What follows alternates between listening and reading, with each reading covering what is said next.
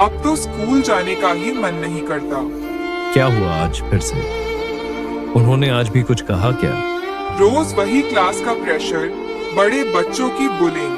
हर रोज तंग होकर मैं परेशान हो गया हूँ यार। हर दिन कभी मेरे चश्मे को लेकर, कभी मेरी हाइट को लेकर, कभी मेरा बैग उठाकर फेंक देते हैं, तो कभी मेरा टिफिन गिरा देते हैं। तो तुम काउंसलर या टीचर को क्यों नहीं बताते? अपने पेरेंट्स से क्यों नहीं बात करते हो? अरे तो बताओ भी तो किसको? सब यही कहते हैं, इग्नोर करो, सीरियस मत लो, टाइम के साथ सब ठीक हो जाता है। तुम ही बताओ, ऐसा होता है क्या?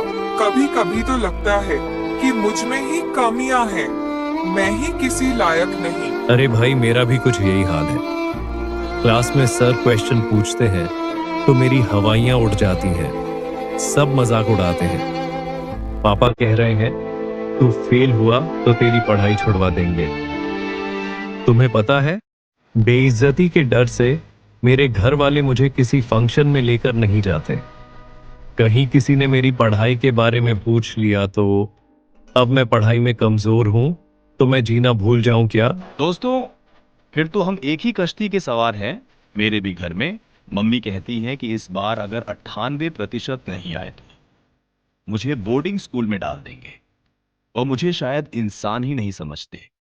उनके लिए तो बस मैं एक नंबर लाने वाली एक मशीन हूं। तुम ही बताओ, जब अपने माँ बाप ही तुम्हें इंसान ना समझे तो इंसान की जिंदगी के क्या ही मायने रह जाते हैं?